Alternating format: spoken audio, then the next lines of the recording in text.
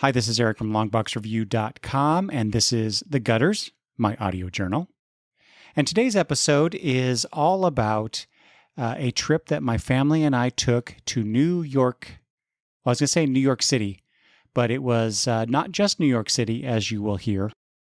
So my wife, Kitra, and my granddaughter, Madison, we all went to New York as an early graduation gift for Madison, who is graduating high school come next summer. Madison is actually going to be joining me on this episode to talk about what we did, where we went, and our opinions about various things about our visit to New York City and some of the greater areas. So before we get into it, you'll hear us just start talking about our trip. I have some corrections here, and you will understand this when you get to these spots in the episode. So I thought I'd just throw them here at the beginning. And there's no outro, so here we go. First of all, it is Star Trek New Voyages that I was referring to. In Chicago, the character is Billy. And the restaurant that we went to in the Hotel Edison is called Friedman's.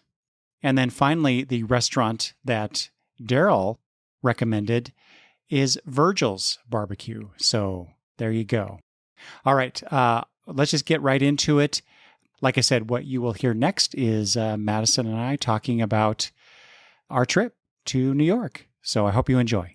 Thanks for listening, and I'll talk to you soon.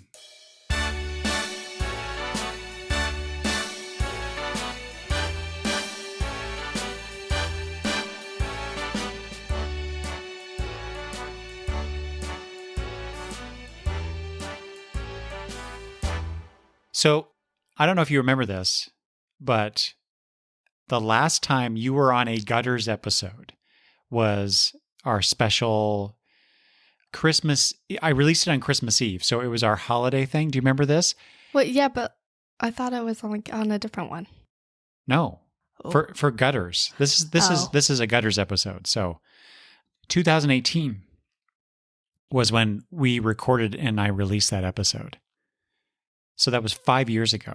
Oh. You had just turned 13. Doesn't it seem like it's longer than that? No.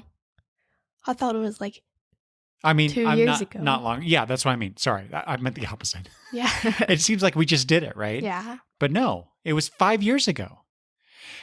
So what that means is that special, I kind of consider that a special episode. Yeah. You are actually, I'm considering you my first guest host on a Gutters episode.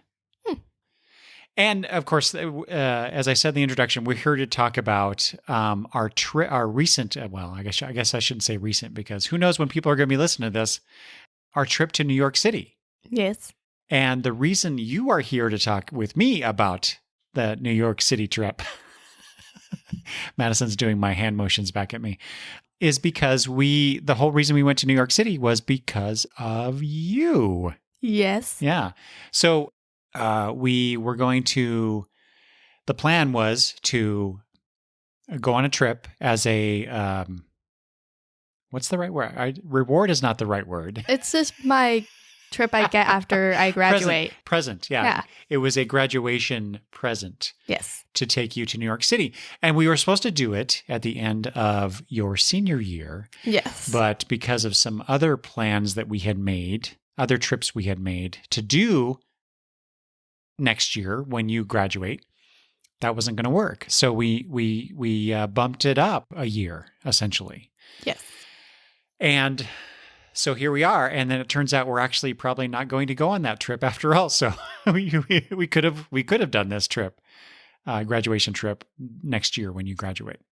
Well, exactly. So we went to New York City. And the reason you chose New York City was because? I chose New York because I love Broadway. And I just love the idea of when you say shows. Broadway, you mean Broadway shows. Yeah, Broadway shows. Not like the street named Broadway. No. Well, that was cool too. But no, I mean Broadway shows. Yeah. Because I love everything about the shows. Yeah. Madison has really, in the last, I'll say 5 or so years, has really taken a keen interest in musicals especially, right? And so you wanted to go see as many shows as possible. So we planned this trip. However, we didn't start with any Broadway shows. So let's kind of take it in chronological order. We arrived in New York City, and the next day, we arrived late. It was like 10 o'clock, wasn't it? It was 10 our time. 10. Well, when you say our time, you mean local time, which was Yeah. So it was 10 o'clock New York time when we arrived, which is late. And then we had to get to a shuttle and then get to our hotel. Anyway, it was like we ended up not going to sleep until like, I want to say 2 o'clock in the morning. Yeah, something like that. Yeah. So we only got like a few hours sleep overnight. Anyway, then got up the next morning and had to go to the car rental place to rent the car to drive, because this was the first part of our vacation. Our plan was to drive to Ticonderoga, New York, because, and this was for me, Yes. since we were going to be there. So there is, in case people don't know, so there is a Star Trek set tour in Ticonderoga. And so this set tour was created by James Cawley and his associates, and so they did a bunch of Star Trek episodes, original Star Trek episodes, starring James Cawley as James T. Kirk, and then a bunch of other actors doing it. And these were just I'll just say amateur Star Trek episodes, written and produced almost professionally, like you can't even almost tell if you ever watch these. And so I believe that it was originally done under Star Trek Continues. It might have been even called Star Trek Phase 2.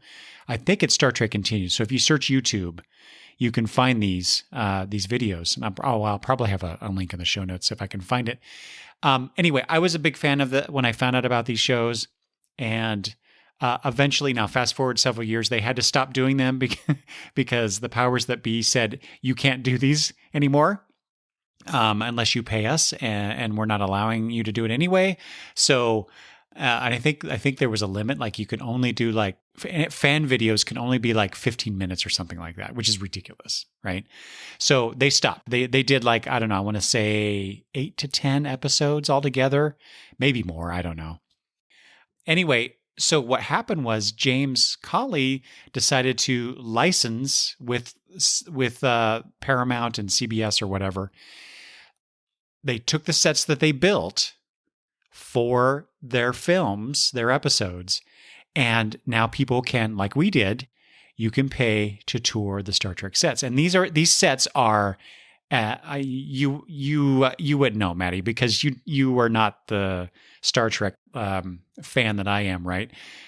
These sets are freaking incredible because they are accurate to, I don't know, the millimeter level. I mean, they were done to the specs of the show.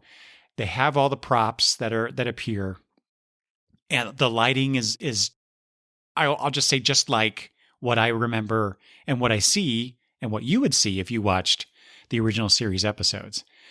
It was a dream come true. I wanted to go see this and tour the sets for the longest time now. I don't know how many years they've been doing it. Sometimes they'll even bring actors from the television series and not just the original series. Sometimes it's some of the newer series that actors are coming to the show. In fact, when we were originally going to do this trip, I think the week before, and we had to move it around for some other reasons, William Shatner was there. And we briefly contemplated doing like a package. You could do a photo package and whatnot with the stars that come there. This is starting to sound like a big, long advertisement for the Star Trek tours, isn't it? Yes, you're geeking out. Well, this is nothing compared to how I reacted when I got on to the set tour, right? Yeah. I don't know if you were paying attention to that at all, but Oh, yeah, I was. anyway, so Long story short, I highly recommend anybody who's a Star Trek fan, if you have the opportunity to go to Ticonderoga, New York, which is the weirdest place for such a thing. I was talking to the guy who did the tour, which was not James Cawley. Although we did get to see James Cawley. Do you remember the guy with the black hair, like the big black hair, the weird looking one? Well, I don't know if you heard me talking about this before, but the reason he has that hair is that he is an Elvis impersonator. Yeah. That's his day job. Yeah. And so anyway, he was there helping out the front desk area and doing some stuff. And we'll talk about what happened when we came out of the tour later. Anyway, before we went on the tour, he was out there talking with the front desk people, like I said. And I kind of geeked out there because it's almost like meeting an actor from the show, because I watched him in so many episodes of those YouTube episodes. So anyway, so we get in the tour and it's just like we start walking through and our guide's talking through all this stuff and revealing things. And there was a couple times where Madison noticed things about the set. And he's like, no one's ever asked me that before. No one's never noticed that before. Yeah. So that was really awesome. What was one of those things that you had noticed? It was in Kirk's room. His quarters? Yeah, you walk in or are walking out, but right above the door frame, there's this light looking panel, but it opens up and has his phaser in it. It's not, it's a phaser, yes. Yeah. And so what that was a little bit of an Easter egg on the set tour people, because there's an episode in which I believe it's The Conscience of the King, where someone has put an overloaded phaser behind the red alert panel above the door, like you said, and then it's supposed to explode and kill Kirk. You noticed this. No, the rest of us it was just the two groups, the three of us, you, me, and my wife Kitra, and this other couple who was with us. So it was really nice that it was a small group. I really like that. And then of course the tour guide. And so, he gets done, he's talking, he starts going out, and then you just turned around and looked and saw that. I saw it when I walked in, when I was looking around. Right? Yeah, and I just pointed it out to you as we were leaving. Yeah, as we were leaving, and I look up and I'm like, holy crap. And so he tells the story about what I just said about the episode. And it turns out that there are other Easter eggs throughout the tour, and sometimes people point them out and sometimes they don't. Well, do you remember the other thing that you had mentioned or noticed? Yeah, it's just one of the kind of broken things at the very end where it had this square cut out in the wall, and I pointed that out. I was like, what's going on with that? And it was just some wires or something that they needed to fix. They just haven't gotten to it yet. Oh, in the engineering set? Oh, okay. Yeah. But then at the very beginning, when you're in the medical area, he was talking about all the different items in the cupboard looking thing. Mm-hmm. And he's talking about... That's right. Yeah. There was a bunch of items in this glass case, essentially. And he asked specifically what this one thing was. Yes. And we're all looking at first I was like, I have no idea what I wasn't even sure which thing he was pointing at or talking about. But then he said something about... said it has something to do with music. And I immediately, my head jerked around and looked right at you, and I'm like, and I pointed at you, and I was waiting for you to say something because I figured you would know. Yeah. And you did. Yes. And what was it? It was a trumpet or trombone mute. So yeah, they just painted it and so made it look different. Now I really want to go. I want to go find those episodes where we're in sickbay and see that and from 1966 through 69. So it's older than I am for the most part, definitely older than you. And so it's really cool that there's that connection between all those decades ago and something that so mundane as a what'd you say, a trombone mute? Trombone or trumpet mute, yeah. Not to mention, remember he pointed out specifically the salt shakers, which are the medical instrument, things like that, right? Yeah. Anyway, so there's that, and then of course we got to the we tour. where we start out, a corridor, and then the transporter room, Oh yeah, sick bay, engineering. yeah. Sick bay has 3 rooms. Kirk's quarters, sick bay. Yeah, that's right. That's the one thing that he mentioned was like, out of all the sets, sick bay has the largest number of rooms. It's like 3 rooms, I think it was. Yeah, it was 3 rooms. And then the granddaddy of all, so he leads us to the turbo lift set, I'll just say. And then he opens up the doors, and I swear to God, Madison, I heard angels singing when we stepped onto the bridge of the Enterprise. And I am not embarrassed to say I just about cried. Yeah. Because as I post, I already posted this on social media, the picture of me sitting in, because I got to sit in the captain's chair, and I'm so happy about that. Yeah. And it's like when I posted this, I'm like, life goal achieved, and it is. I know it sounds ridiculous, right? Being able to sit in the captain's chair on the bridge of the Starship Enterprise. It was akin to a religious experience for me. I swear to God. I know Madison's looking. She's nodding, but she's going, I don't know about this guy. But you got to sit in it too. Yeah. What? Okay. Let's step back for a second. What were you thinking when we started that tour, and you're seeing all this stuff that you really don't have much of a experience with or context for, except how much of a fan I am of Star Trek. Yeah, right? I know that you're a huge fan, and I've watched a couple episodes from all these different Star Trek shows with you, Mm-hmm. but I did recognize everything, in a way. Mm-hmm. It was obvious what room was what, but I just thought it was pretty cool though too, because I really like any kind of set design, movies, shows, Broadway shows too. It's that kind of stuff. I love it. Yeah, I figured you appreciate it from that level. Yeah, I thought it was cool. Okay, so what did you think about how much I don't know, did you notice how much I was geeking out? Yes, I've noticed. Especially at the end when we got to the bridge. Yeah. Yeah. I was kind of... what was your reaction to that? What did you think about that situation? Yeah, I think I was kind of just not surprised at all. I was expecting it. But I think I was more focused on looking around, trying to figure out all the different parts of the sets. Yeah. And see everything. Yeah. And so I was being more observant to everything that was in each room than to you. My wish is that you fall in love with Star Trek like you have comic books, and you start watching the original series with me, because I'm going to do a rewatch for the center seat shows, and then you can have that direct connection now because you've toured the sets. And then you could get to see some of the props and see the sets in context of the show. So that would be really cool if you ever were interested in that. So I guess we'll see. Yeah, because I watched newer Star Trek, but some of the older stuff I've seen a little bit of. It's not bad, but I'm much. Don't do it.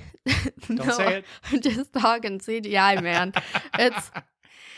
What I'm used to versus what you used to watch is so different. So getting used to watching that is a bit I also have to remember the original series, the original effects. There was no CGI. That wasn't a thing back then. Yeah, I watched The Black Hole. I think I would know. There was no CGI back then either. I know, it was really bad. All right. Anyway, okay. So we did that, and then we get done with a tour. I've had my religious experience. I've ascended to heaven and now have to come back down to earth. As we exit, what's happening in the showroom? They got tribbles. I was so happy. My tribbles over there. I'll grab him. Yeah, grab that. So, okay, yeah. So we come out, and James Cawley himself, along with the rest of the staff that's out there, are unloading this big box of these furry things. And they had just gotten in a shipment of tribbles, of these little plush toy things. Yes. Go ahead. Okay. One time.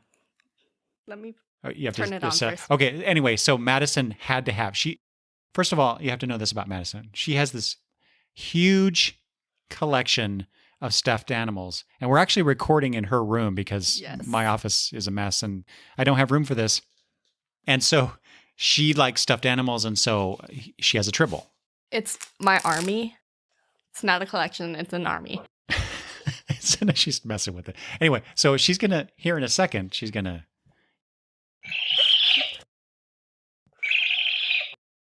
Wait. All right, turn it off. Wait, you gotta hear the second noise.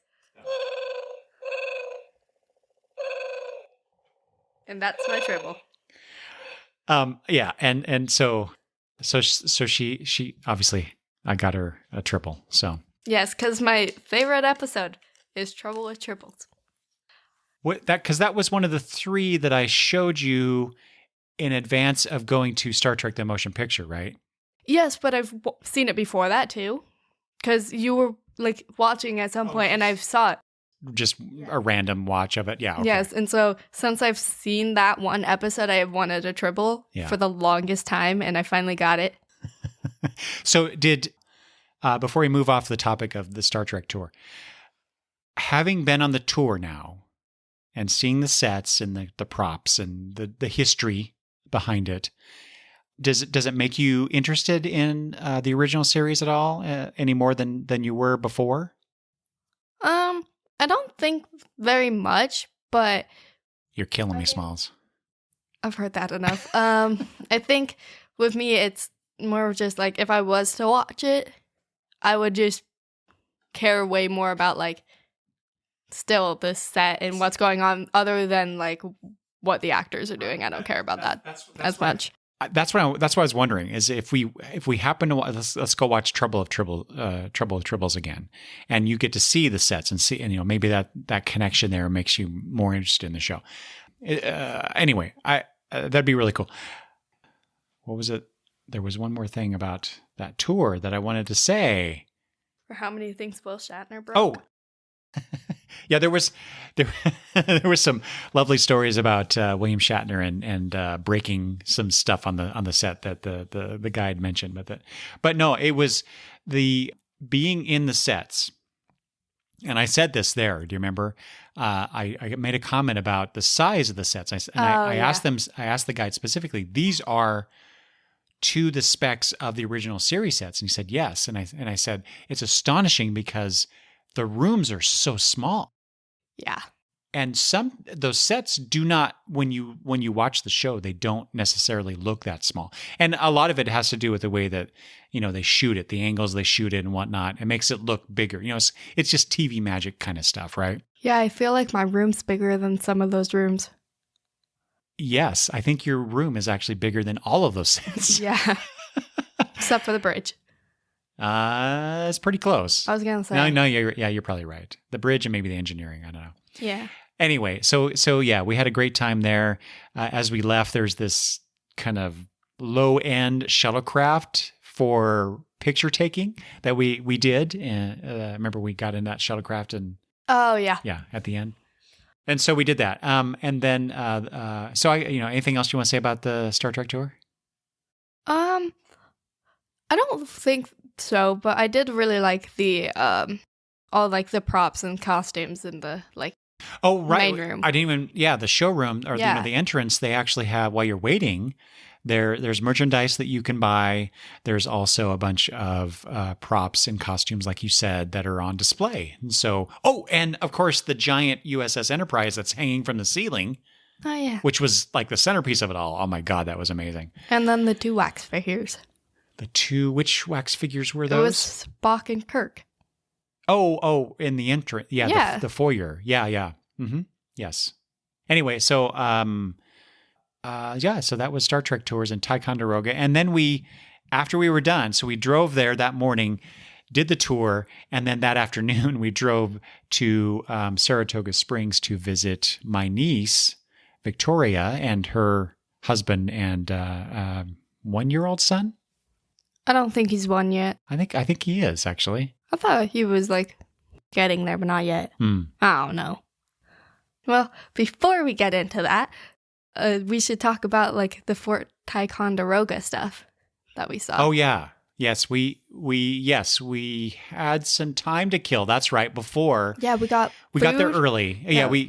we arrived in Ticonderoga early, had lunch, Yeah. and then we still had time to kill and Did we have like 3 hours? something like that. Yeah. When I said I can't believe the set tours in Ticonderoga, I forgot to follow up on that because it's such a dinky town. Yeah, it's like it seems like a smaller town than Moscow, really. Yeah, where we live, where we live is about a 20,000 population.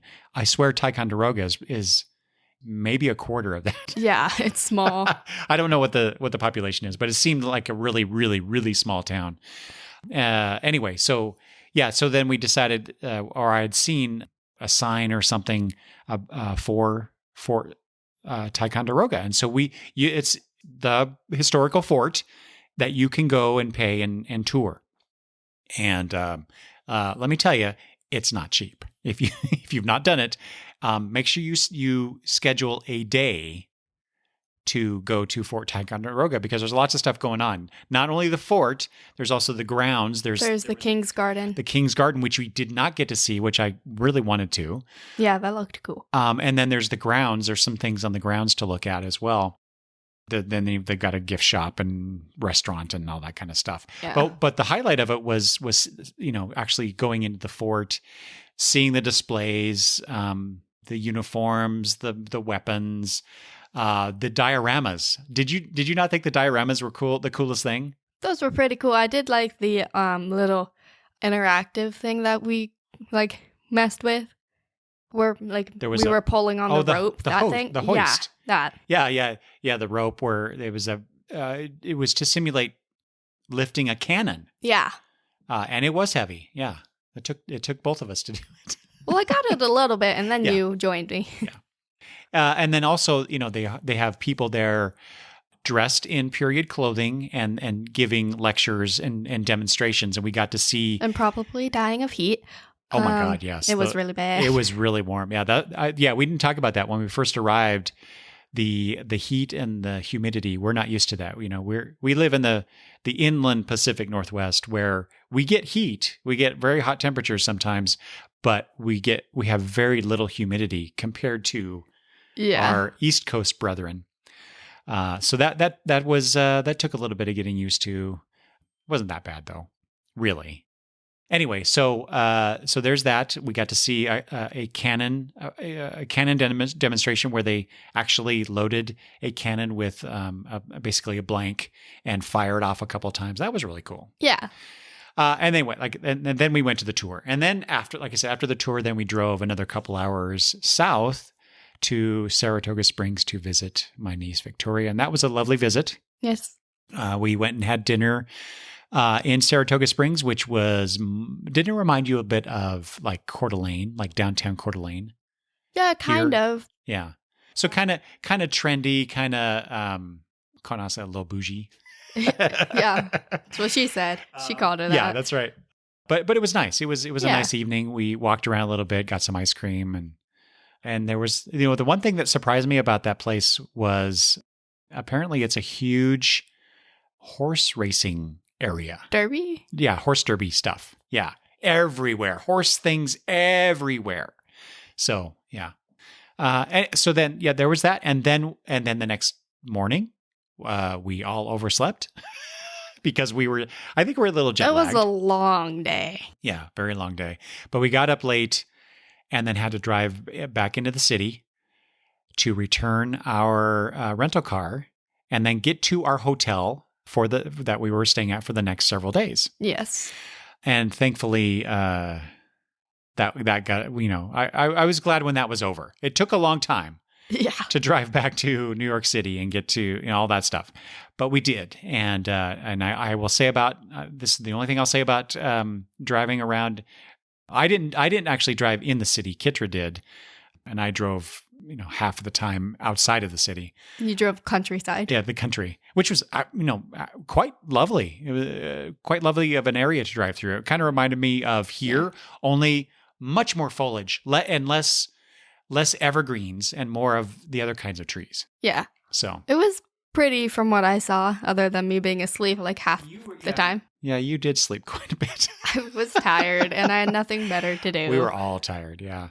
But anyway, so we finally get to our hotel, which was in basically like a block or two away from the middle of Times Square. Yeah, it was right down the street. Like you could walk out and Times Square would be like right there. You could see it perfectly. Yeah, we were basically smack dab in the middle of Times Square, which was our plan because our whole purpose was to go see some Broadway shows because that was your graduation gift. Yes. And it wasn't to go to the Star Trek tour, but so thank you for allowing me to do that on your trip.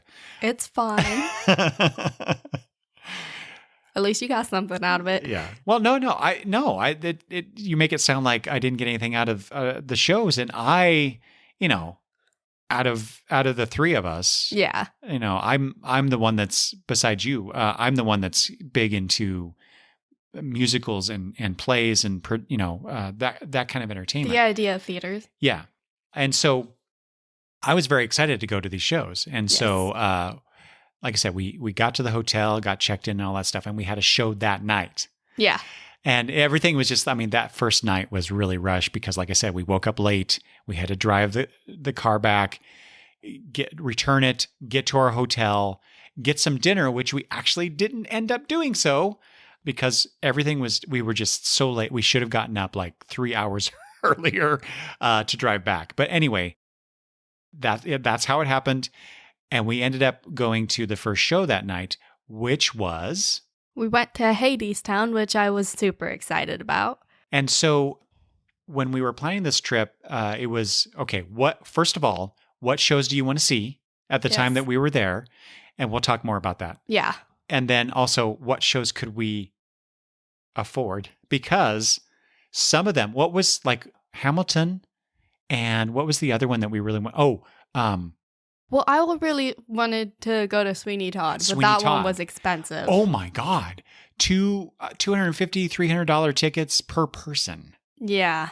And that's in the back too. And and it was just like, oh my God, I would love to see Sweeney Todd, but that was just way too much. So we ended up, outrageous. But we did end up getting tickets for Hadestown. Yes. And this is a show that I'm not familiar with.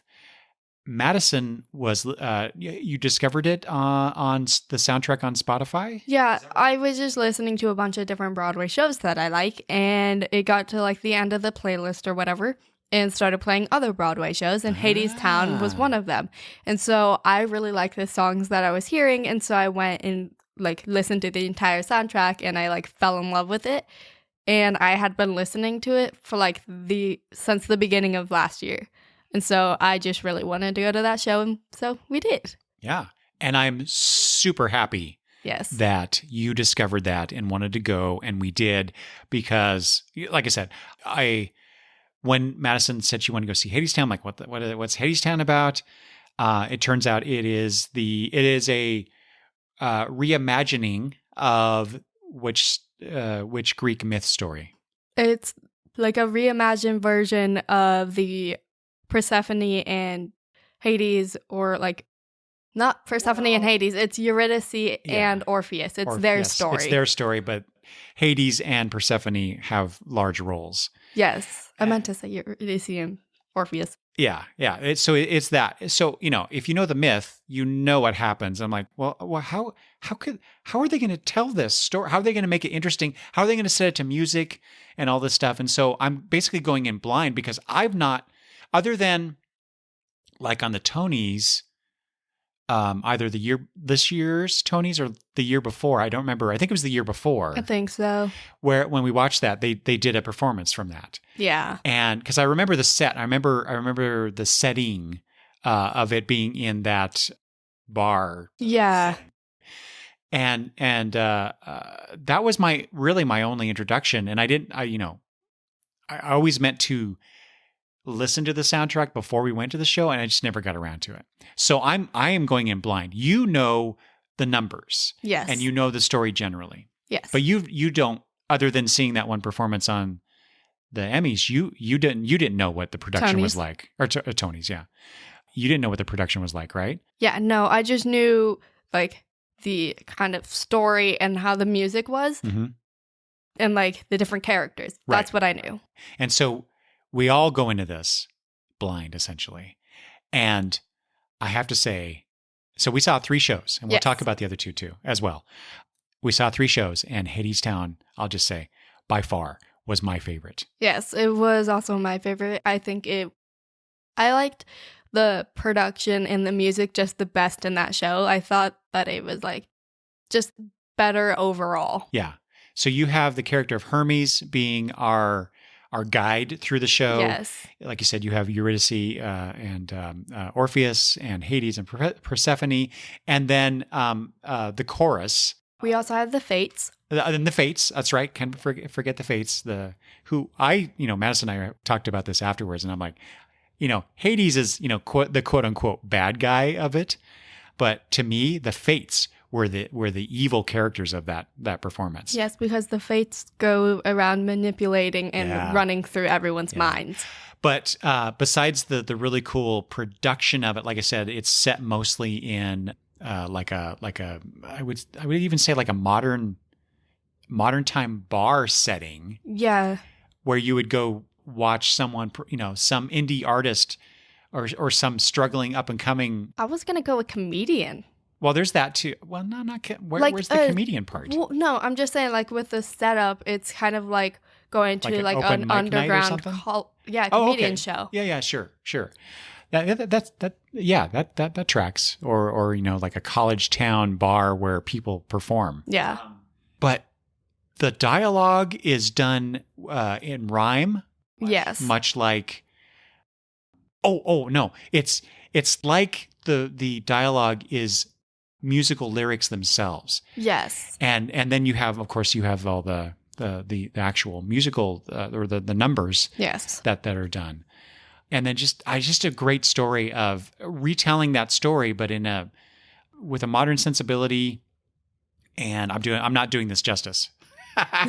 but and Hadestown, which is the underworld, Hades, where he rules, Yes. is like this dark, dank, industrialized city type situation. They describe it as a mine. He's creating a mine. Yeah, there's mining there, but they also talk about the electrical power, the neon. And like I said, everything's dark and dirty, and people, the shades, the souls that are trapped in Hades, are doing all this work. Yes. And they forget who they are, and that's a big part of towards the end of the show. Yeah. And even though, okay, so like the emotional core of this performance for me, or this whole performance for me, was even though I know the story, I know the myth. I've read it several times over the years. I've seen it adapted in various ways in other media. And I'm watching this show and the performances and the woman who played Eurydice the young woman who played her was just amazing. Yeah, she was really good. The guy who played Hades, phenomenal. Hermes, the woman who played Hermes was, oh my God, her voice was amazing. That was really cool that they had her playing Hermes instead of just like the normal guy. You would think, version. yeah, guy, yeah, I'd like that too.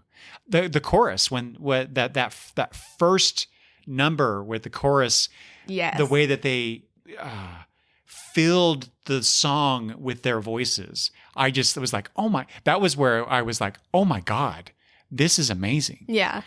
And then you like I said, you get through the whole story. It's retelling that whole story, that whole myth, and like I said, I know this story. I know how it ends. I'm thinking, are they going to diverge from the original myth and retell it in a different way? And the answer is, spoilers in case people Don't know. want to see Hadestown and want to be surprised. So mute this for the next 15 seconds. They don't. Yeah. They do stick with what the myth is, but I was so impressed by what they follow up with that whole ending of that story.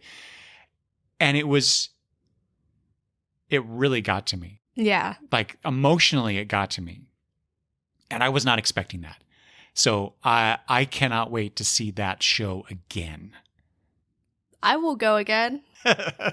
I love that show. Just like the entire like idea and like way they perform it, I really like it. And I also like how they have all their different like musicians kind of all over the stage and interactions with it. Yeah. But the drummer being behind the screen of the bar, Mm-hmm. like you can kind of see the drummer when they're doing something, but like other than that, it's like white out. You can't see him.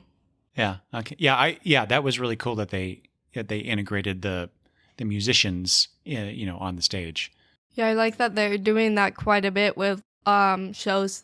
Well, I think we just happen to have seen another show where they did that as well. I don't know that that's a common thing necessarily, but it seems common because we've seen a couple shows now, basically back to back that have done that. You have to remember that it was Chicago, right? That we saw.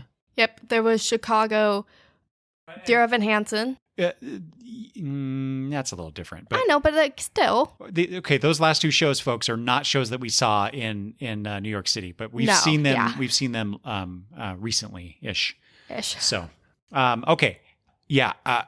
If that ever comes around where we live, like, Yes. Spokane or whatever, I will gladly go to that again, just to experience that all over and see. That's the lovely thing about seeing live performances like that is that, like you mentioned with Hermes, they could do a different casting because, as I understand it, the original production featured a male actor in that role, right? And from what I've heard, he's amazing. He was amazing too. Yeah, the soundtrack, like everything, was a male actor, and he sounded amazing in the role. But she was like just as good. Do you? In my opinion. Obviously, so you've listened to both, obviously. Yeah. So who did a better job to you? I like her performance. Yeah, I figured you would. I really like that, but like, is it because you experienced it live as opposed to listening to a soundtrack? I think so, because like actually getting to like hear and watch how they play the character. Yeah. It's better in my opinion. Because you're but, like, experiencing the whole thing at once, But, yeah. as opposed to just listening to it. Yeah, but I think just like how they performed it and like everything, like just with their voice, it was pretty equal for me. I liked them both. Like, I do want to say, like I said, Hades himself, the actor, did a great. He had that really deep, throaty voice. who did he play in Chicago? He played the lawyer. Whose name I'm forgetting. Barney? No. It's not Barney. It can't be Barney. That is How I Met Your Mother. I don't remember what his name is. Anyway, it doesn't matter. Oh no. But I really liked the actor who played that character. Just, Yeah. like I said, that really throaty. It was perfect for that role. Yeah. So I just enjoyed that. All right. So that was the first night. Yes. And then, we get up the next day and that's when we did our The big bus tour. the big bus tour. I was going to say the sightseeing that we did, which was mostly from the seat of a bus and then also from the deck of a boat, because, oh my God, it takes forever to get anywhere if you're driving. Because so our idea was get on the hop on, hop off bus, the big bus tour, the big red bus tour. Yes. And we were going to go see the Statue of Liberty. We were maybe going to go to Empire State Building. We were going to go here and go there. We had like 4 or 5 things. Yeah, I think. mean, we did end up seeing all of them, but the only Yes. we saw them, but like we didn't see them. Yes. Small S. We saw them instead of the big S. Like experience them. Unfortunately, because it just took forever, which was fine. We did get to see much of the city, downtown city landmarks, I guess. Yeah. We saw the Flatiron Building. Flatiron Building. Thank you. We saw the bowl. The what? The bowl. The bowl. The charging bowl. Oh, the bowl. I think you said bowl. Yes, the Wall Street Bowl. Although technically, because we were on the top of the bus and there were so many people around the bowl, I basically only saw the top half of it. I didn't really get to see the whole thing. I saw it. Oh, okay. Yeah, we got to see some nice buildings. There were some lovely churches that we drove by. Anyway, all right. So, like I said, we got to see the Statue of Liberty from the deck of a boat because that was our first major stop. And we get there, and by the time we get in line and we get through the line and through security and on the boat and they start going over, we realize we don't have time to get off on the island, see the statue up close, tour all that stuff, and get back in time to have dinner and get to the show. Yes. So we opted not to get off. We're on that damn boat circling around the Statue of Liberty. So we were, I don't know. How long did that take? Like It took 2 to 3 hours? Yeah. At least? At least 2 hours. You're probably right. It's probably 3 hours. You mean once we got to the point where we were in line Yeah. to get onto the boat to go over? Yeah. And it took a while. It was So terrible because it was so hot. and it was very hot. And we didn't have water. We were not prepared. No food. No snacks, no sunscreen. Yeah, we didn't eat before that either, so we were hungry. Yes, it was not a great. Yeah, we travel. We go to all sorts of places, and we made so many newbie mistakes on that trip. So anyway, like I said, we got to boat around the Statue of Liberty, got back on the mainland. Well, I guess technically it's Manhattan, so it's still an island. Anyway, we get back on there, head back, and then so the second show that we go see is off Broadway, technically. Yeah. And it was the last. So before we went, we bought tickets to go see 2 shows, and because the idea was the second day was supposed to be about touring New York City and doing all that we could, but then. As we got closer and closer to the trip, basically 2 days before, I think it was, we decide, because I'm feeling bad because the whole point of going there was to see shows and we're only seeing 2. Yeah. Right. And so I'm like, no. And, part of that's my fault because I was like, well, we're spending so much money. We can't afford to do another show. And then, like I said, 2 days before, I'm like, well, we should really try and see another show. Yeah. And so we bought tickets again. What could we afford? There was only a few choices. One of which was Camelot. Yeah. And then the one that we ended up going to was Little Shop of Horrors, which is one of my very favorite productions. I actually worked a little bit on a Civic Theater production many years before you were born. Weren't you in high school? Yeah, I was in high school at the time, and because of that, I watched the movie that they did, the later movie, the Rick Moranis, Steve Martin production of it. And so I've been waiting to introduce Little Shop of Horrors to Madison for a very long time, and so we go to this, and it's this dinky little theater. I'm blanking now on the theaters. We went to Walter Kerr. We went to, I think it was Walter Kerr. We went to Al Herschel Theater. I think that was the Little Shop one. No, that was West Side Theater upstairs. That's right, West Side Theater. That's right, yes. And so it's this dinky little theater. You're like right there. You're basically in the lap of the actors on the stage. It's so intimate. It was really cool. But no, I think so. I knew about the show because Grandpa wanted me to like get to know it, because of his experience with it. But one of my like all-time favorite Broadway actors because of Newsies is Jeremy Jordan, and he has done Little Shop before. So I heard music from the show because of him. I assume he was Seymour in the production that he was in, yeah. Yeah, he was Seymour, and so like I was just listening to some of his like music from like Broadway shows that he's done, because he's done quite a few, and so I started listening to Little Shop because I liked hearing him. So I liked his voice. Did you listen to that before we decided to go to it? Yes. Okay. And did you listen to the motion picture soundtrack version of this? No. I just listened to like the Broadway show version that he's in. Mm-hmm. And I really liked it. Like I was like, I know barely anything about the show, but it seems like a really good show. And plus, you really like it, so why not go to that one? Mm-hmm. I really enjoyed it. The only thing that I was upset about is so the actor who was in the show, like before we went, he was like part of the main cast that was doing it, and then he left to do something else, and so we didn't know who was playing playing Seymour. Right. And the guy we got, he was really good, but like the next week, Jeremy Jordan came back to play Seymour. So I just barely missed him, and I was so upset about I'm it. so sorry. That would have been amazing. It would have been so cool. We most definitely would have stayed at that stage door.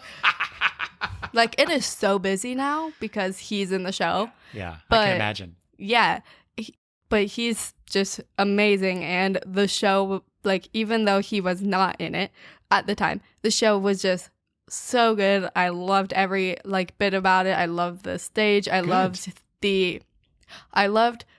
Tui, the plant. Mm-hmm. I loved whoever was playing him. Well, there was Because there there was were a bunch of three different people. Yeah. But, like, it was really good. Yeah. And, like, that's Seymour such a was good. good. Show. It's a really good show. It seemed like it would be kind of dumb at first, but no, it was a good show. The music's good, just the acting and everything, and the interactions with the crowd were amazing. Yes. Oh, yes. And the confetti. Well, don't give it away. I'm just kidding. So yeah, you know, the first part of the production, we see the chorus, the three girls. Yeah, they were funny. Oh, so good. Especially, I think the shortest one. Yeah, She had such personality and presence on stage. Not that the other two didn't, but No. she really stood out to me. she had sass, and it was Yes, great. yes. There you go, sass. And then Audrey. Yes. I don't know your experience with this, but because we were sitting about middle center of the theater, and I don't know if it's because of where we were or whatnot, or I don't know. You know, she just has this amazing stage presence. But I swear to God, Madison, there were times where I thought she was looking right at me as she was doing her role, as she was performing, Yeah. and that happened a few times. Like, Because we were off on, like, the left side. Like, well, a little. Okay, you're right. It wasn't quite middle Yeah. center, but it wasn't like all the way out over the center yeah. or out to the left. But I swear she made great eye contact, basically, and her numbers were, you know, especially like the sad. Yeah, she was amazing. She's a really good actress. Yeah, she did a very good job. I think that was my second favorite show because I liked how Yeah, funny it is. Same. Yeah. What did you think of the dentist, the guy who played the dentist, and a bunch of other roles as well in the Yeah. show? I think so I didn't know much about him. Yeah. Like, it didn't, because really I only listened to Seymour songs and Tui, but I didn't listen to him. So you missed So out on the. I didn't know about that. And so I thought it was just, like, weird. And, like, he was one of those, like, he gave off, like, the creepy guy vibes. And I was like, yeah. it fit the role really good. Yes. So I knew that's how the character's supposed to be. But I'm like, ooh, I was like, okay. But he played it really well. And I thought he was, like, stupidly funny, though. He's like such an idiot, but he's funny. Yeah. And I'm like, okay, well, Yeah, at first I thought he was just a little over the top, a little too much. It was just a little too much for me. But that's because I'm used to, like, Steve Martin's performance in the movie version, and I think they also, if I haven't seen that movie in 35 years, I don't know. I haven't seen the movie. we'll have to watch it because I want you to make a comparison between that production and this one. But you know, like I said, I thought that guy was just a little too much. I liked it. But it worked. But it worked very well. And then, like I said, he played other roles in it. Did you notice at the end because he comes on and he's playing the guy who wants to take clippings? Yeah. Did you notice the way he was playing that character, kind of emotionless, and he was very kind of a staccato delivery, like he would talk like robotic. Yes. Did you notice that? Yeah. He plays all of his characters different, but like at one point he played, I don't know which one I was thinking of, but like he plays one of his characters very vilely. Like him as the dentist is like just a next level thing. It's like everything. But as far as that, the role he played at the end, Yeah. Have you ever heard of the Men in Black? Have you heard that term? It's a UFO related. I was gonna say, you talking about the movie? No. Or are you talking about something else? What that movie is kind of based on. Anyway, so I kind of took his performance, like he was channeling the Men in Black vibe for that role, which I thought was really kind of interesting. But anyway, so people who know that they'll understand what I'm talking about. But so yeah, we had a great time with that one. Yes.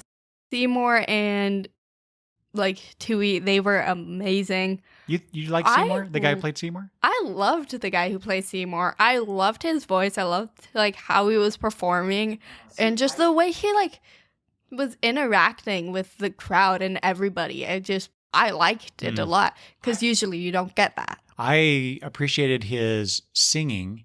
I don't know that I thought his acting was all that great.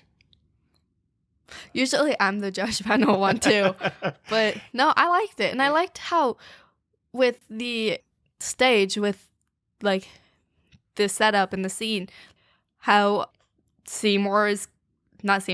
Tui is everywhere. Like in the windows at the top. Oh, like, yeah. everywhere. And like when, what's his name? Like popped out of the window, like talking to Seymour. Like that entire thing. I like we were talking right afterwards, or maybe even the next day. It's like that whole production gave me like flashbacks to my days back in Civic Theater, because it's you have to make use of the space you have and make it work, and sometimes you have to do things go wrong, and there were quite a few things that did go wrong during that production. But they dealt with it, and they wasn't that one. No, there were some things that were not quite right. I thought in that production. I know what you're talking about. Yeah, we'll get to that. I was like, but they worked through it, and it was just like, I don't know, just a real tight knit group of people doing this show. And like I said, it was basically like we were sitting on stage with them. That's how close it was. It was just a great experience, where Hadestown was this phenomenal performance with this wonderful story and cast and music. But we were sitting in the balcony. Yeah. And we actually even sometimes had to sit up to see over the balcony. Yeah. So not the greatest seats, but despite that, it was still this powerful performance. Yes. But Little Shop is just like this real intimate experience. Yes. One thing I didn't mention though, like the costuming in the shows, like it changes so much, like with the characters. But I like in Hadestown, all of it's like super dark and everything, and then you get Persephone, like, and the very brightly colored, the bright color, everything. It's like costume. I love all the little details that they have for each different person. Mm-hmm. And like in Little Shop, all the different costumes that like, so they stayed in like all the same costumes except for the dentist. He changes so much, and it is so fun. Well, he basically has two he has major those costumes. Two, but like I'm talking about the actor. He has changed changed so much. Yes, he had a lot of costume comes changes. in for like all these different things, and I'm like, okay. Yeah. Well, yeah, that's one of the wonderful joys of watching a live performance too, is seeing how all that stuff works, right? Yes, I love theater for that reason. Yeah. Okay. All the live, everything. Let's move on to what we did the next day, which was a little more shopping. Mostly shopping. You're right. But the cool thing for me was, I was in New York City. My co-host, my center seat Star Trek Picard season 3 co-host, Daryl Taylor, lives there. And so even before we went to New York City, I actually called Daryl up and asked him for some advice on visiting the city and things to watch out for and things to do, not to do, that kind of stuff. And he very graciously gave us some tips, which we followed. And then I said, hey, if you have any time, would you like to get together and just meet and talk in a little bit? And so one of the things that you and I both wanted to do Yes. was go to Midtown Comics in New York City. Yes. And so they have a Times Square location. And so I arranged it with Daryl and we met at the location, and I had a great time just talking with him. And Maddie I shopped. Maddie and Kitra. Actually, I didn't buy anything at Midtown. Maddie came away. So she gets a Tribble. Yeah. And then you end up getting a few different books and Yes. some pop figures. Yeah. I got so they had a bunch of different pop figures. One of them was like a little mini like pop figure of Dobby that came with like a shirt. And Which I'm by the wearing way, right now. she's wearing right now. Happy birthday to Harry Potter. But then the other two pop figures that I got are the Spartan cheerleaders from SNL. Saturday Night Live, yeah. Yes. I don't understand that. I understand Kitra being excited about that because she loves Will Ferrell and she loves that skit. Think it's really funny. How many of those skits have you seen though? I think I've seen quite a few because Grandma was going through them with me at one point. Oh, okay. But I didn't think realize the that. main SNL skits that I've seen are like the ones from like Harry Styles and people like that I'm really into. Right. For But the guest host that you like, yeah. yeah. Okay. More importantly, what comic books did you get? Well, I got a Harley Quinn red and black comic book. Is that what it was? Red, black, and I don't know. I don't know. But it wasn't a foil variant. Yes, it was. It was really cool. Yeah, you liked how it looked. What was the other one? Didn't you get two? Thought I only got one. No, I thought you got a book No, as well. I got stuff for Hayden. Oh. That might be what you're thinking of because I don't remember getting anything else. You're right. You're right. Yeah. Hayden's her boyfriend. Yeah. Okay, so we did that. We met with Daryl. Oh, and then I was like, because it was about lunchtime when we were getting ready to move on because we had other things we had to do, and then also dinner and a show. Yeah, because we didn't have like lunch or breakfast any day. No breakfast, no coffee. Yeah, we did Had no coffee that week. Yeah, me and Grandma ended up going and getting like Krispy Kreme donuts so we could have food. Right. So yeah, we did in the morning. We did have that for the last 2 days we were there. Yeah, that's true. That was a good thing that we did that because oh my God, I was hungry. But while we were there, I was like, Daryl, would you like to join us for lunch? And he couldn't because he had other things he had to do in the city. But I'm like, Kitra really wants some New York pizza. Do you have any recommendation? And he was like, I don't know, because he was trying to think of where here. Anyway, this other guy in the shop overheard me asking this question. He's like, you need to go to Joe's Pizza. And we had the night before walked by one, I think after the show, after Little Shop, as we were going back to the hotel. And there's this huge line of people coming out of one of those Joe Pizza locations.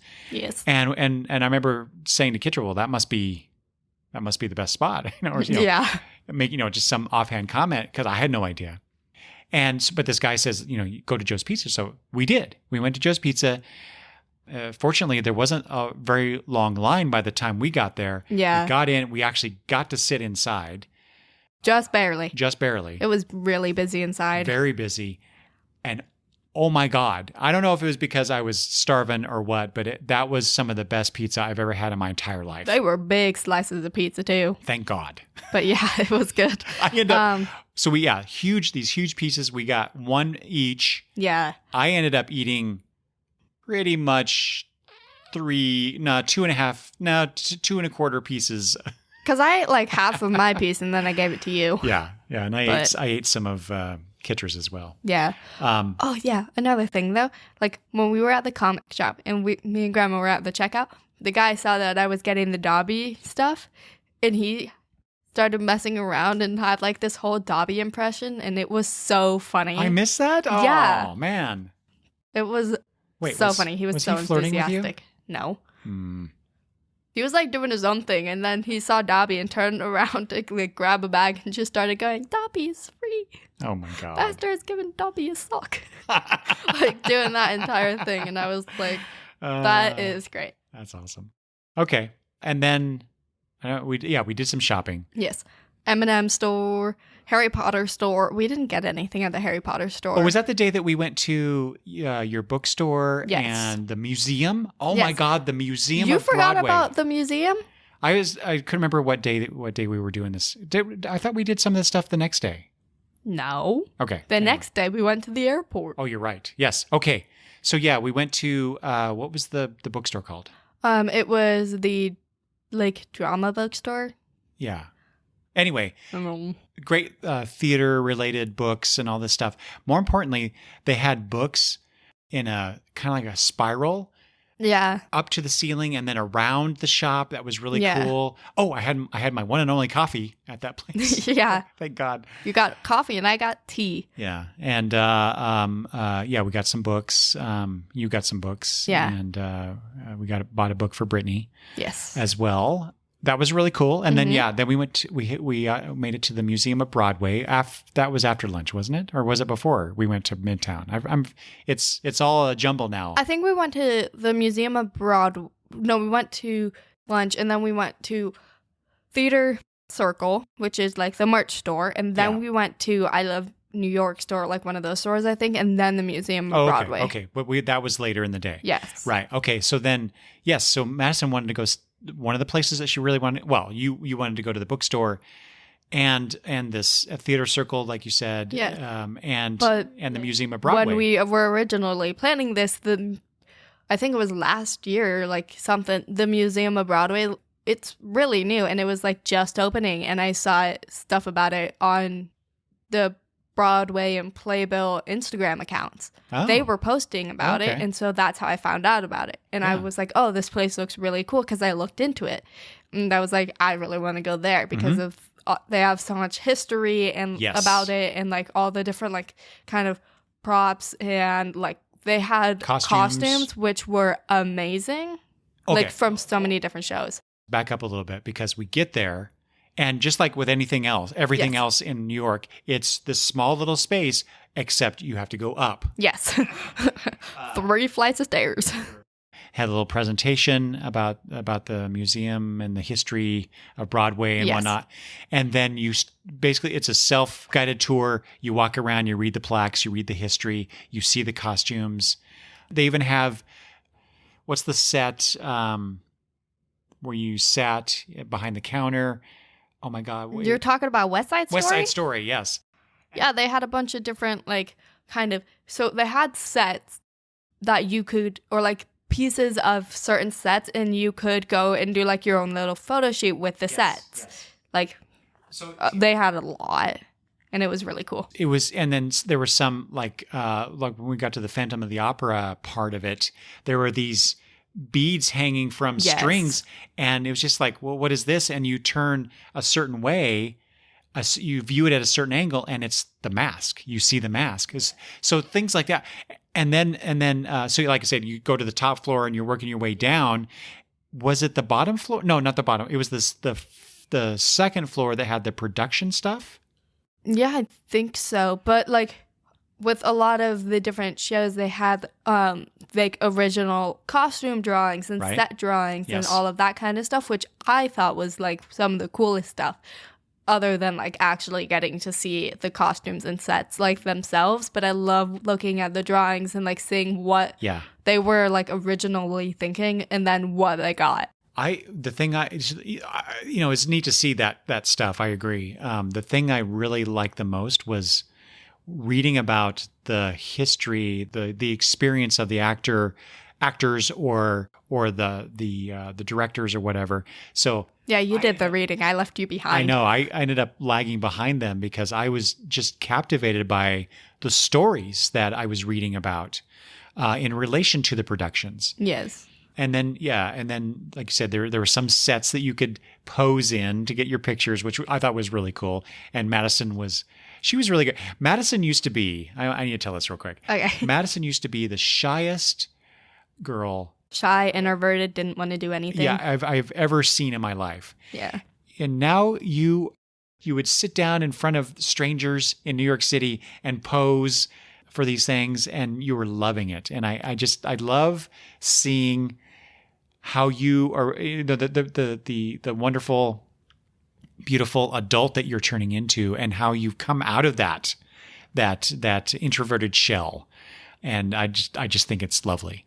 And plus, I love that you love some of the things that I love. Comic books, Yes. and musical productions and plays and stuff. So Yes. I think it's really cool. And then, was there anything else about the? Oh no! I want to say there was that the floor that had the behind the scenes stuff. Yes. And Madison is very interested right now, anyway. Very interested in the production of musicals. Yeah, they had a bunch of they had the soundboard and lights and everything, and then they had all of the different, just everything that is behind the scenes that stage crew has to use and work on, they had, which I thought was really cool, along with some of the stuff they would have in the actors warm-up rooms, like the mirrors and just the costumes, everything. Yeah. It was really cool. And didn't we, as I recall, we walked down the stairs and the first thing you see is basically this area where the stage manager sits and runs the show. Yes. And then you go around the corner and then it's completely white for the most part. And it's to simulate the page. Yes. Where the whole thing starts, which is an idea and words being put onto a printed page. And there was a typewriter situation too, yes. right? Was it a typewriter or was it a keyboard? Are you talking about the paper room, the room entirely with paper? Yeah, it's a typewriter. They had a chair that had a lamp right by it. They had a piano. It's actually open. It actually works. Because you tried it. I was kind of messing around with it because I was taking a picture. And I started kind of playing around with it. And it actually worked. And I was really surprised. And I missed all that it. because But I was lagging behind them. But that was really cool from, me as someone who works with words professionally and also, amateurly on my own stuff. Rounding that corner and seeing all that crumpled paper on the floor. And like I said, the walls and everything, Yeah, it was all the really cool. furnishing, it was all white to emulate that blank canvas that is a page. Yes. So I just love that. I think my favorite area that I got to see was the producer. And getting to take the picture in that area was really cool. Really? I really liked For a show that you've not seen before. Yeah. I don't know, I just thought it was really cool, and with all of the Tony Awards in that one wardrobe and just everything that they had there, and them actually being able to pick up the phone and pretend I'm doing stuff. I just really liked it. But I've seen the movie version of West Side Story, so that was really I haven't seen the actual play. You didn't go to the musical that we did No. a few years before, yeah. But I thought it was really cool. I liked the setup. I liked all of the sets. I knew quite a bit, or at least a little bit about a lot of them. But yeah, it was just really cool, and I was really looking forward to what I knew the most about was the costumes that they had there, seeing all the different costumes. And I was it was intriguing seeing what they do for all the different shows, the differences and similarities. So the thing that I came away from that, seeing that, going through the museum experience, was there are so many classic musicals, like Cabaret, for example. I've not seen many of these. Yes. The producers we haven't seen. So things like that, what I came out of that was, I need to see more musicals. I need to see more productions like this. Like I said, I'm trying to hit all of them. Yeah. So we'll have to do what we can to do that. Whether we watch the movie versions at the very least, and then see them when they come around our area. So then that night is when we had dinner at the hotel restaurant. Yes. Right? That was really cool. And why was it really cool? Why did you want to go there? Because we went there specifically because you wanted to.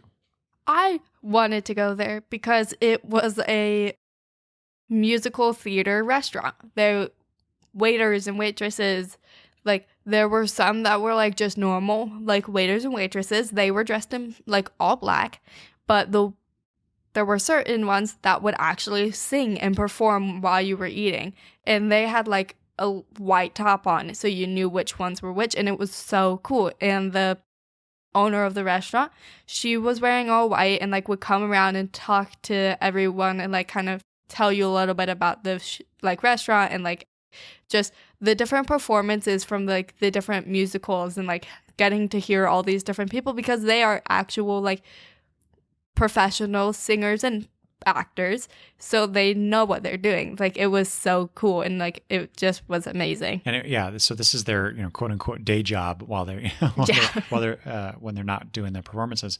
Yeah, and so I think that because that first night that we arrived at the hotel, we were trying to get a bite to eat, right? And then so we were pointed to this restaurant, whose name I don't remember now. The restaurant name? I don't know. Okay, I had matter. it, but then it left. Doesn't matter. And we go in, and someone is performing there. I'm like, oh, it's one of these places. And so yeah, so we like I said, we ate there that night. We made a reservation. It was lovely seeing and hearing them do the performances. Yeah, it was really cool. I will warn people in case you ever go to this place that we can't remember the name of, but it's in the Hotel Edison. Yes. In times on 47th. I don't know. Were we on 47th or 42nd? 42nd Street. It was not 47th. It was 42nd. No, I think we were on 47th. Was it? Yeah. I don't know. Yeah. Anyway. There's too many streets. Oh my God. I will warn people. The service is a bit slow because your wait staff will go off and perform a song or two or three, depending on but they rotate through. So don't be in a hurry, in other words. Yeah. If you're trying to get to a show, maybe get there early and do dinner. But I will say, best BLT I've ever had in my life.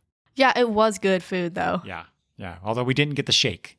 I know. We ordered that we heard was award winning or something. Yeah, the shake that we sent away when we first got there and then we ordered and never got. Yeah, yeah. They made a mistake and brought a shake to our table and it wasn't ours. We hadn't ordered yet. Should have just taken it. All right, so then we get to our final show of our trip. Yeah, but let's go back to dinner. The very first night in New York City, since we didn't go to dinner before the show, we ended up at an Olive Garden out of all places. After the show, yes. Yeah. Yeah, which, I mean, we were starving, and some of the other places that we passed by weren't open or they were too busy. And so it was like, okay, fine, we'll go to a freaking Olive Garden in New York City. Yeah. It was fun. Since we're talking about food, the second night, I was going to say, we went to, oh my God, a barbecue place whose name I'm blanking on too. I don't know. I don't remember you even telling me. Big Willie's? Does that sound right? I don't know. I don't know. Daryl recommended it, and it was delicious. Yeah, I just got the appetizer like chicken wings, and I only got like 4 because they are really big, but it was really good. The only thing, I mean, I don't like to get my hands like super dirty when I'm eating, so that was the only thing because I hate how like sticky it gets, but like other than that, it was really, really good. Like the food was good, the service was great, like the guy who was our waiter, he would just look over at our table, barely see our drinks, turn around and bring us a new thing. It was great. The service was amazing. The food was delicious. I'm not a big barbecue fan. Yeah. And I was enamored with this place. Had good beer too. I had their ale. It was really good. I don't even remember what I got. For what, a drink? Yeah. I know I got water. I thought I got like a shake or something. You had several shakes on this trip and didn't finish any of them. But anyway. At least I drank a little bit. So then we go to the last show. And when we bought tickets, I was excited because this was Moulin Rouge, which we've seen the movie we love the movie multiple times, and it's really good. The show, the setup was really, really cool. Yeah, let's talk about. We get in. Yeah, it's not like the second show where it's this really intimate small theater. No, it's a big theater. And again, we had to kind of look over the balcony to see the front part of the stage. No, like you could see the front part of the stage, but there was an area where it came out and there was just like this catwalk Yes, exactly. that we could Yeah. not see very well. But we get there and you see the windmill. Yes. Everything's like bathed in red. Yeah, and the it's like- elephant. And and it just the looked windmill really and cool. elephant aren't even like with the normal stage. They're like up yeah, in the second like, they're evoking level. that stuff. and yeah. it's like it's just everything. It was the lights that they have strung all through the theater. Yeah, that was really cool. It just looks so cool. Yeah. And then even before the performance, actors in costume were Yeah, coming they out on were- stage and walking around like they were in, because Moulin Yeah. Rouge, they're a performance. They're there to perform for you. Yeah, they would come out like check out the crowd, everything, like just But they were- figure it out. Yeah, they were in character Yeah. though, and it was just the whole setup just exuded cool. It's like, oh Yeah. my god, we're in for an experience. Yes. And then we watched the production. Like, it wasn't super bad, No, but the no. movie version was much better in our opinion because the music is more of a like modernized, like kind of Well- 2000, like early kind of 2000s to like 2015-ish kind of music. So they replaced some songs with more modern songs Yes. to which I was fine with it. I prefer the stuff that I saw in the movie. I think like I love that kind of music, but the movie I feel like for some reason I feel like that music fits better, and it's just I like it more. Yeah. How it originally was. So besides our preference for the musical, or the songs, I should say, what did you think of like the performances though? I really like the performances. I liked the two guys who were working with Christian. Oh, yeah. His like the friends. Those guys were really funny, and I Yeah. really liked them. Would you say that they were maybe even the best part of the whole thing? Yes, Yeah. they were. Which that's kind of damning because they're not the leads. I know. And the But the lead girl, who's the host of the Moulin Rouge? That character, he was great too. he was really good too. Yeah, I liked him. I He don't was know really good. what he's called. I forgot. And the quote unquote bad guy of the show. It's like there's too many characters. I don't know which one you're talking about. I don't remember the names either, but he was good too. He exuded a lot more menace in his character Yeah. than the version played in the movie. The guy The who- version played in the movie,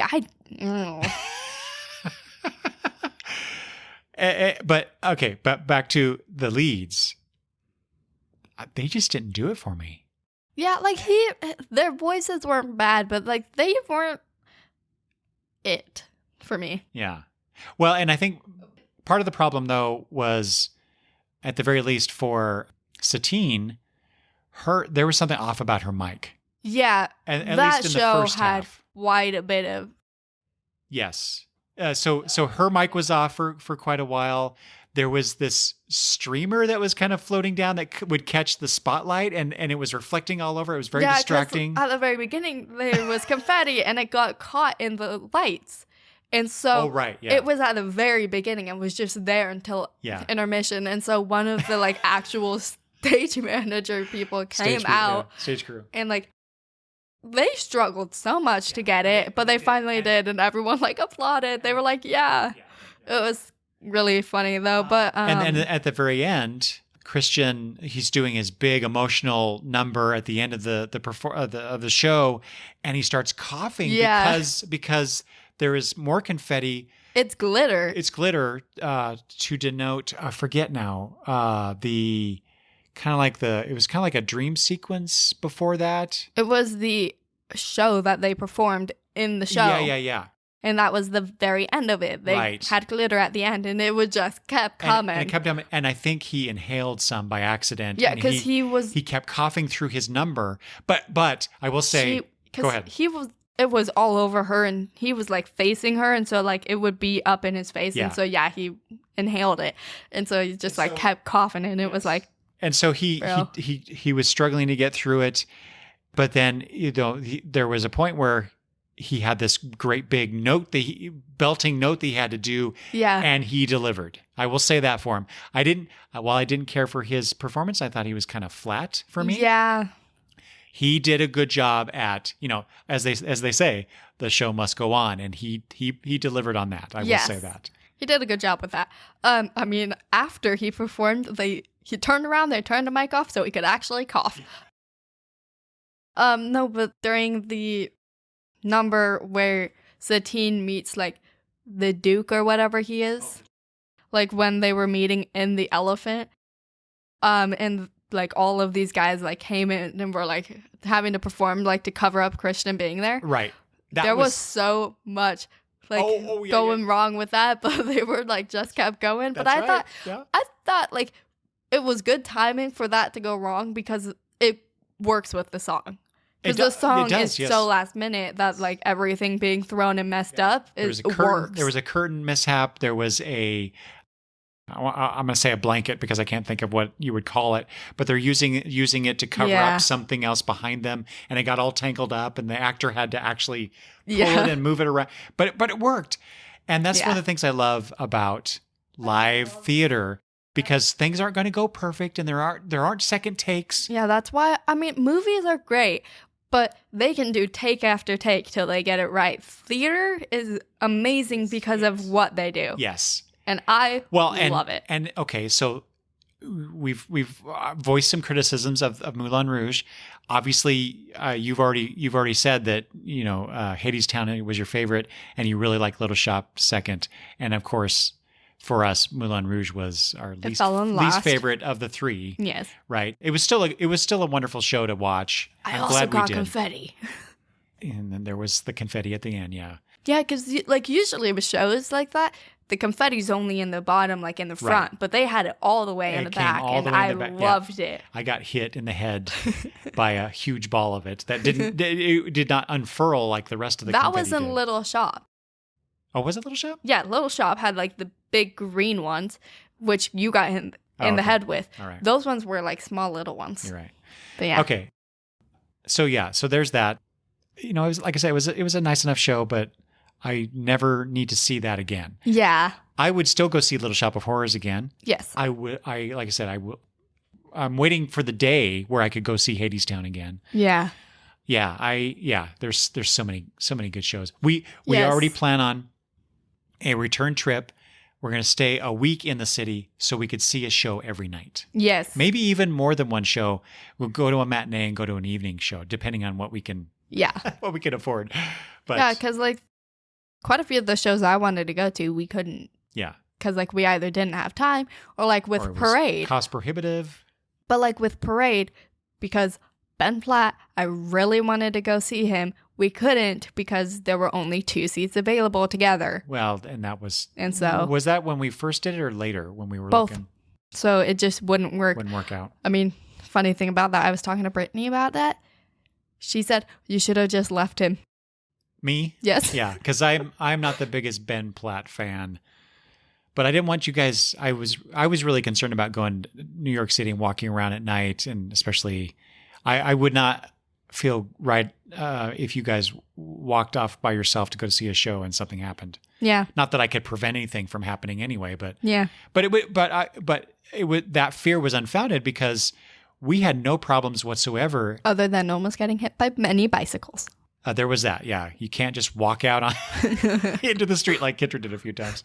You gotta watch for the bikes. Oh my God, and the cars too, for that matter. More of the bikes, though. But the bikes, yeah, they were more of the menace than the cars. But anyway, at no point did I feel unsafe walking around at night in the Times Square area. Yeah. Despite the fact that when we first arrived in New York and we were waiting for our shuttle to go to get the rental car. Yeah. We saw that report about 4 kids who got shot in Times Square the night before. 3 in Times Square and then 1 somewhere else. But yeah. Anyway, but we had a good time. Yes. Would you say? Yes. I enjoyed it. I wish we did have more time, and I wish we could have seen other shows too, because I wanted to see so many shows, but I refused to go see shows that I've already seen. I would much rather go to the shows I hadn't. And so I was disappointed about some of the shows I couldn't see, especially because some of the actors and people I really like were in these shows. Yeah. Well, we already mentioned Because there were Jeremy Jordan came later, Ben Platt was in Parade, Sweeney Todd had, what's his name? Josh Groban. Yeah, Josh Groban and Gaten Matarazzo. Wait, is that right? Yes. Okay. And Gaten Matarazzo from Stranger Things. Oh, right. Yeah. And then, like, in Camelot, it was Philippa Sue. Oh, right. There were so many people, See, and I was like, I would have loved to see them. Unlike you, I don't really care about the stars, the quote unquote stars that are performing. What I'm going there for is to see that story, that production. Well, yes, I know. I'm saying, like, I would love to do that no matter what, but I'm like, these people would have been so cool to see. Okay, sure. But whatever. Anyway, so yeah, we couldn't see Sweeney Todd. Hamilton we talked about, but we've already seen. I've seen a Hamilton traveling Broadway twice, production of that. so I didn't want to go to it a third time. Right. Although but Wicked, I would have loved. I've seen Wicked so many times, but I love that show so much. I would have loved to have seen it on Broadway. Yeah, I mean, I feel like that'd be cool, but like I said, shows I haven't seen. Well, that's why we got to go back, right? Yes. So then, will it still be around? Who knows? So we go back for that week and we see as many as we can, and I will see if it's there. I will see Wicked. Yes. I will try to see Hamilton as well. The rest, Sweeney Todd. If we could go to Sweeney Todd, oh my God! Like, And I then don't know whatever much else. about Sweeney Yeah. Todd, but I do know a little bit, and I know it's such a loved and amazing show, in like to so many okay. people. So Re- I'm like, okay, Real quick story about Sweeney Todd. Part of the reason I was so excited to see that show is because I was in either middle school, late middle school, or early high school, and I was homesick oh, that day, and they just happened to be showing on PBS the Angela Lansbury, and I forget who plays Sweeney Todd himself in that production. names I do not know. But I saw that performance. That it was a filmed version of the stage production. Okay, so it was like Hamilton and Newsies that Yes. I've watched like 50 million times. Okay. Yes. And so I've only ever seen that performance once, that many years ago. So 40 plus years ago, 45 years ago, probably. Okay. Something like that. So, but I love the story. I just think it's really dark. The and- Demon Barber of Fleet Street? Fleet Street, I think. Yeah. There is a Johnny Depp film version of the musical. I do love Johnny Depp. So you've not seen it. I have. So we'll have to watch that. Anyway, regardless, there's so many shows. I can't wait Yes. to go back and experience that more of that with you. I had a wonderful time spending all that time, everything that we did, Yeah. just being there with you and experiencing that with you. So that was really awesome. Yeah. I had a lot of fun. I thought it was cool. I'm very glad that you wanted to go to New York City and do the whole Broadway thing. All right. Any last words about going to New York and the experience you had, or anything you want to impart to the dear listeners? I don't know. I feel like I just had a really good time in New York. Like, definitely stay for longer than like 3 days.